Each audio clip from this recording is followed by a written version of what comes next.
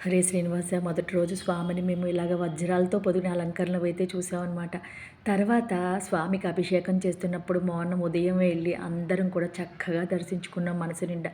అభిషేకం అయిన తర్వాత స్వామి ఇలాగా పచ్చ కలరు పట్టు వస్త్రాలతో కళ్ళకి ఎంత ఇంపుగా ఉన్నారు.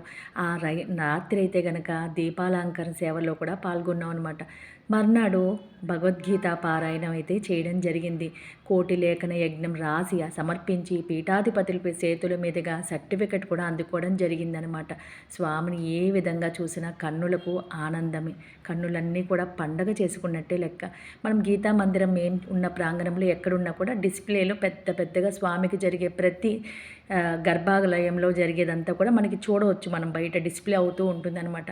అలాగే గురువు గారి దయ వల్ల గురువువారితో పాటుగా స్వామివారికి 219 పాటలు పాడి ఆ యజ్ఞం కూడా పూర్తి చేశాం. హరే శ్రీనివాస.